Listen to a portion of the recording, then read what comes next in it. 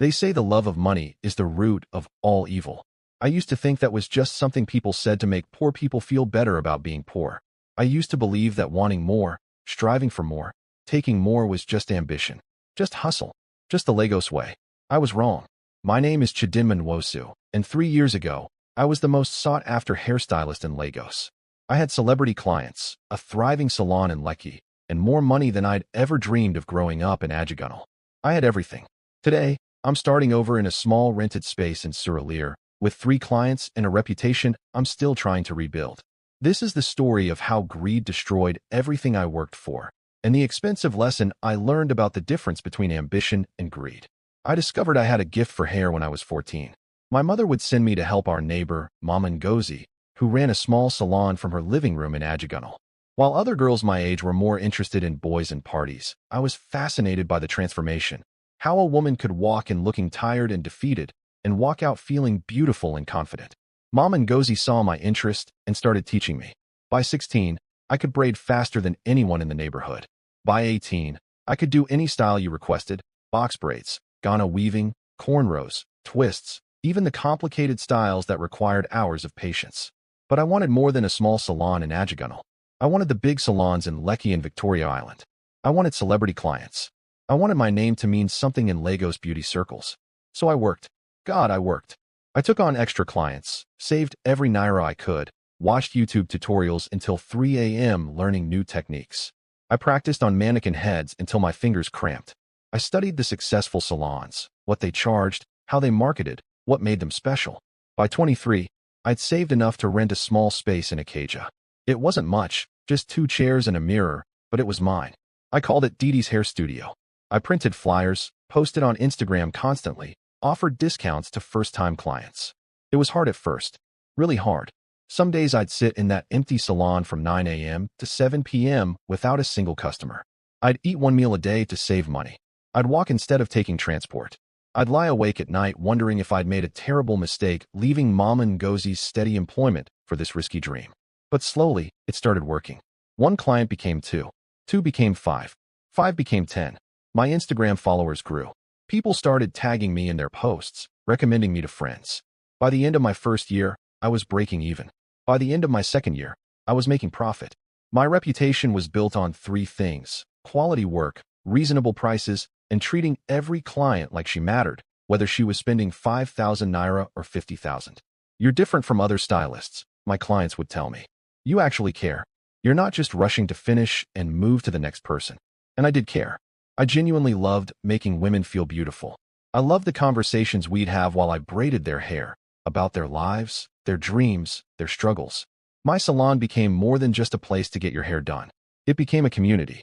By the time I turned 26, 3 years ago, I'd saved enough to move to Lekki. A real salon this time. 6 stations, modern equipment, 2 employees working under me. I called it Didi's Hair Palace. The rent was steep, 2.5 million naira per year, but I was confident. My client base was strong. My reputation was solid. I was ready for the next level. And for the first 6 months, everything was perfect. Better than perfect. My calendar was fully booked weeks in advance. I had to hire 2 more stylists to keep up with demand. Money was flowing in like I'd never seen before. That's when the greed started. Not all at once. Just little whispers at first. One of my new clients was Mrs. Adebayo, wife of a prominent Lagos businessman. She came in asking for a simple Ghana weaving style that usually cost 30,000 naira. "How much do you charge?" she asked, dripping in gold jewelry and designer everything. I almost said 30,000. That was my price. That was what I charged everyone. But then I looked at her Hermes bag casually tossed on the chair. Her diamond rings that probably cost more than my annual rent. And I thought, she can afford more. Why should I charge her the same as someone struggling to pay? "For you, Ma, 50,000 naira, I heard myself say. She didn't even blink. "That's fine. When can you start?"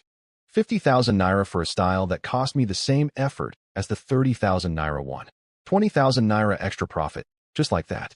That was the first crack in my integrity. Small, barely noticeable. But cracks have a way of spreading. The next week, another wealthy client came in. I quoted her 60,000 for a style I'd normally charge 40,000 for. She paid. Then 70,000 for a 50,000 naira style. Paid. Then 80,000. Paid. I started having 2 price lists, one for regular clients, one for wealthy ones. I'd size them up when they walked in. Designer bag? Luxury car outside? Expensive jewelry? Premium price. My profits doubled, then tripled. I was making more money than I'd ever imagined. I moved from my small apartment in Ajegunle to a nice 2-bedroom in Lekki Phase 1. I bought a car, nothing too fancy, just a decent Toyota, but it was mine. I sent more money home to my mother in Ajegunle. I bought designer clothes, ate at nice restaurants, lived the life I'd always dreamed of. And I told myself I deserved it. I'd worked hard. I'd struggled. Why shouldn't I maximize my profit? This was just smart business, right? But the greed didn't stop there. It never does. One evening, a new client came in, a young woman named Blessing. She looked nervous, kept checking her phone, seemed like she was in a hurry. I need a quick weave, she said. I have a job interview tomorrow morning. Something professional looking. What do you charge? I quoted her 45,000 naira, my standard rate for the style she wanted. Her face fell. Oh, I only budgeted 30,000. I've been saving for weeks. This interview is really important. The old Chidinma, the one who remembered what it was like to save every naira, would have said, don't worry, I'll do it for 30,000. Or even, I'll do it for 25,000. Good luck with your interview. But the new Chidinma, the one who'd gotten comfortable with higher prices and bigger profits, saw an opportunity. I can't do quality work for 30,000, I said smoothly. But I can do a simpler style for that price. Won't look as professional, but it's what I can offer at that budget. She looked at her phone again, distressed. I really need to look professional. This job could change my life. I've been unemployed for 8 months. Something in her voice reminded me of myself at 18, desperate for opportunities, counting every naira. But I pushed that sympathy aside. Then you'll need to find the extra 15,000, I said. Otherwise, I can only do the basic style. She left without getting anything done. I watched her go and felt a small twinge of guilt, but I pushed it away. This was business. I couldn't give discounts to everyone with a sad story. A week later, another situation. A loyal client, Mrs. Okoye, who'd been coming to me since my Akeja days, scheduled an appointment for her daughter's wedding. She wanted an elaborate bridal hairstyle. How much, she asked. I usually charged 100,000 for bridal work. But Mrs. Okoye was wealthy, and this was a wedding. People overspent on weddings. For a wedding? 150,000. She looked surprised. Didi, that's quite steep. I know your regular bridal rate is 100,000. This is wedding season, ma. High demand. Premium pricing. She was quiet for a moment, then nodded. Okay, my daughter's day should be perfect. I'll pay it. I felt a flush of satisfaction. 150,000 for maybe 6 hours of work. This was the big time. But then my greed took an even darker turn. One of my employees, Shade, had been with me since the Akeja days. She was talented, hardworking, loyal. Her clients loved her. She was making me a lot of money. Maybe 30% of my salon's revenue came from her clients. One day, she came to me asking for a raise. Didi, I've been here for 3 years now, she said respectfully. My client list has grown a lot. I was hoping we could discuss increasing my commission rate. She was making 40% commission on her clients. She wanted 50%. That was fair, even generous in Lagos salon standards. She deserved it. But all I could think about was how much money I'd lose. 50% meant less profit for me. Less money for my lifestyle, my rent, my car payment, my designer bags. I can't do 50%, I said. The salon expenses are high. Rent, electricity, supplies. 40% is standard. But Didi, you know I bring in a lot of clients. And 50% is actually standard for senior stylists at established salons. Shade, if you're not happy with the arrangement, you're free to look elsewhere. The moment those words left my mouth, I knew I'd made a mistake. Shade's face hardened. She'd been loyal to me, and I'd just dismissed her concerns like she was disposable. You know what, Didi? I think I will look elsewhere. She gave her 2 weeks' notice that day. I told myself it was fine. I'd find another stylist. But what I didn't realize was that Shade had built real relationships with her clients. When she left and opened her own small salon in Akeja, many of them followed her. That was the beginning of my downfall, but I was too blinded by greed to see it. The breaking point came with Mrs. Adeyemi. Mrs. Adeyemi had been my client for almost 2 years. She came in religiously every 2 weeks, always tipped well, always referred her friends.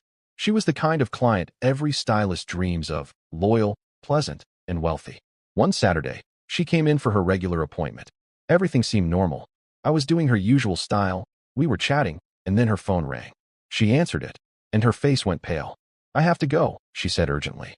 Family emergency. My father just had a heart attack. I need to get to the hospital now. She'd been mid-style. I was maybe 60% done with her braids. The professional thing, the human thing, would have been to say, "Go, don't worry about it. We can finish another time. I hope your father is okay." But all I could think about was the 40,000 naira I was about to lose if she left without completing the appointment. "Mrs. Adeyemi, I understand it's urgent, but I'm more than halfway done. If you leave now, I can't redo this work for free later.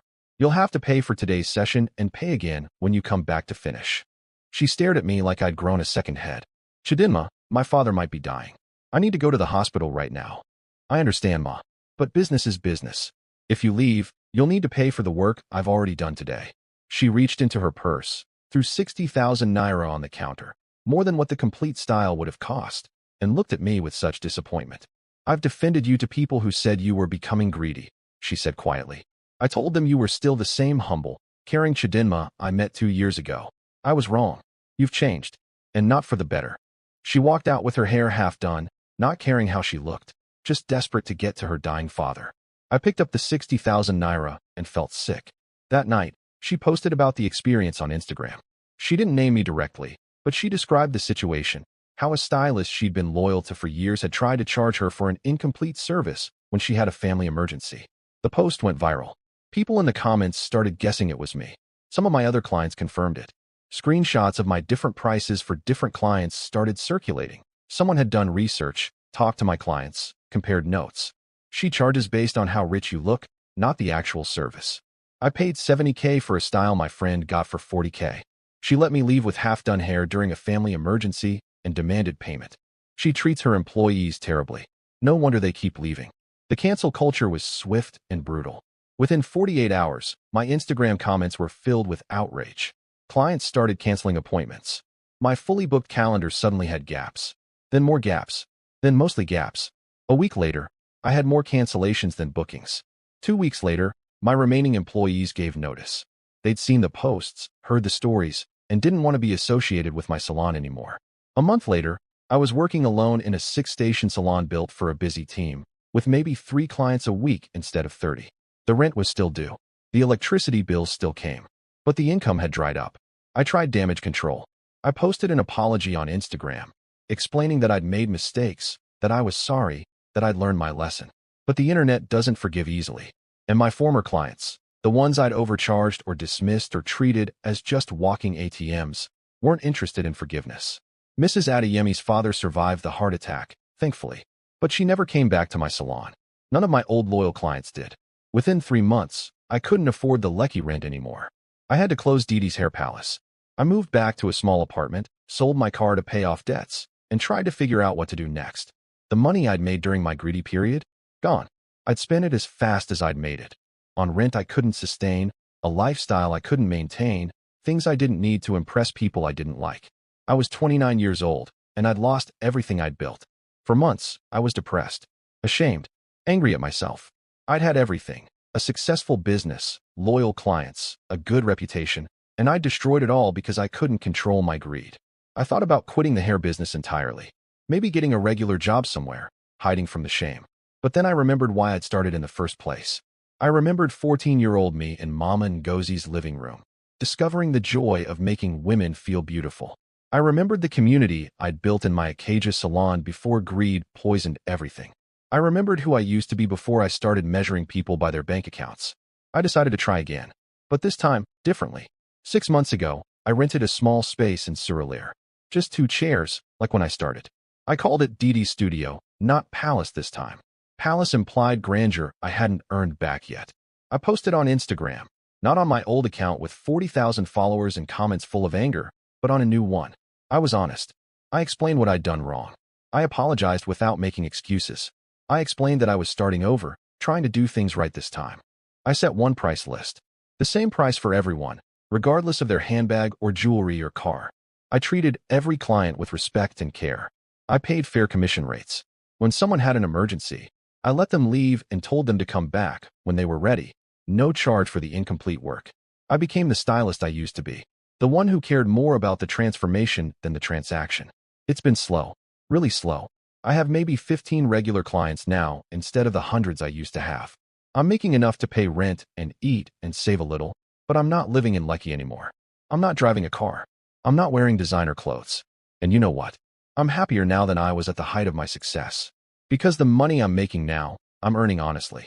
The clients I have now trust me. The reputation I'm building now is based on integrity, not just skill. Last week, a young woman came in. She reminded me of myself at 18, ambitious, hardworking, scared. I have a job interview, she said. I budgeted $25,000 for my hair. Is that enough? The old greedy Chidinma would have upsold her, pushed her to spend more, maybe even turned her away if she couldn't pay a premium price. The new Chidinma smiled and said, "That's perfect. Let's make you look amazing for that interview." I spent 3 hours on her hair, making sure every braid was perfect, every part was clean, every detail was right. When I finished, she looked in the mirror and cried. "I feel beautiful," she whispered. "I feel like I can do anything." She got the job. She came back 2 weeks later to tell me, and to book another appointment. That moment, seeing her joy, knowing I'd helped her feel confident for an opportunity that could change her life, that's what I'd lost during my greedy period. I'd stopped seeing clients as people and started seeing them as profit margins. I'd stopped doing hair because I loved the transformation and started doing it just for the money. And when you only care about money, that's all you have when everything else falls apart. And money alone, it's not enough. It can't sustain you when your reputation is destroyed, your clients have left, and you're alone in an empty salon wondering how you became someone you don't recognize. I learned the difference between ambition and greed the hard way. Ambition is wanting to grow, to improve, to build something meaningful. Ambition says, I want to be the best at what I do. I want to serve more people, create more value, build something that lasts. Greed says, I want more money, no matter what. I don't care who I exploit, who I overcharge, who I dismiss. I just want more. Ambition builds. Greed destroys. I was ambitious when I saved every naira to open my first salon. I was ambitious when I practiced until my fingers cramped to perfect my technique. I was ambitious when I treated every client like she mattered because I genuinely wanted to serve people well. I became greedy when I started charging different prices based on how wealthy people looked. When I prioritized profit over people. When I let a client leave with half-done hair during a family emergency because I cared more about money than compassion. The greedy version of me made more money. But she lost everything that actually mattered: trust, respect, relationships, peace of mind, self-respect. The ambitious version of me is making less money now, but she's building something real, something sustainable, something she can be proud of. If you're watching this and you're building something, a business, a career, a dream, please learn from my mistakes. Success isn't just about how much money you make. It's about how you make it. It's about whether you can look at yourself in the mirror and respect the person looking back. Charge fair prices. Treat people with dignity regardless of their bank account. Value relationships over transactions. Build a reputation based on integrity, not just profit. Because you can lose money and make it back. You can lose a business and start another one. But once you lose your integrity, once you lose people's trust, once you lose your self-respect, that's almost impossible to rebuild. I'm still rebuilding. 3 years later, I'm still living with the consequences of my greedy period. Some of my old clients have come back, cautiously, willing to give me a second chance. But many haven't, and I don't blame them. I broke their trust. I treated them as less than human, as just sources of income. But I'm grateful for the ones who have returned. I'm grateful for the new clients who've given me a chance despite my past. And I'm grateful for the lesson, even though it cost me everything. I'm 32 now. I'm not the most successful hairstylist in Lagos anymore. I'm not making millions. I'm not living in Lekki or driving fancy cars or wearing designer clothes. But I can sleep at night. I can look at myself in the mirror without shame. I can serve my clients knowing I'm charging them fairly and treating them with respect. And that, I've learned, is worth more than all the money I made during my greedy period. Money comes and goes. Integrity, once lost, is almost impossible to fully restore. If I could go back and talk to 26-year-old Chidinma, standing in her new Lekki salon, drunk on success, and starting to believe that wealth equals worth, I'd tell her this. Don't confuse your net worth with your self-worth. Don't measure people by their bank accounts. Don't sacrifice your integrity for profit. Don't become someone you'll be ashamed of later. Stay humble. Stay grateful. Stay human. Because the climb to the top might feel good, but the fall from the top is brutal. And rebuilding from the bottom, knowing you destroyed everything yourself through your own greed, is a special kind of pain. I wanted it all. I wanted the successful salon, the wealthy clients, the Lekki lifestyle, the designer everything, the respect, the envy, the money, the status. And for a brief moment, I had it all. Then I lost everything. Because I forgot that all isn't just about what you accumulate. It's also about who you are, how you treat people, and whether you can live with yourself when you're alone with your thoughts. The greedy hairstylist lost everything. But the woman who's rebuilding now? She's finding something better than everything. She's finding integrity, peace, and a business built on truth instead of exploitation. And that's the real success story. If this story resonated with you, or if you've struggled with the balance between ambition and greed, I'd love to hear from you. Hit that subscribe button for more real stories about real struggles and real lessons. Drop a comment below and tell me about a time you had to choose between making more money or doing the right thing. What did you choose? How did it turn out? Share this video with someone who's building something and needs a reminder that success without integrity isn't really success at all. Thank you for listening to my story. Thank you for not judging me too harshly for the mistakes I made. Thank you for letting me share the lessons I learned the hard way, in hopes that maybe someone else won't have to learn them the same painful way. Remember, ambition is good. Hustle is good. Wanting more for yourself and your family is good. But never let the pursuit of more cost you your integrity, your compassion, or your humanity. Because in the end, those are the only things that really matter. And once you lose them, all the money in the world can't buy them back. Until next time, stay ambitious, stay hustling, but most importantly, stay human.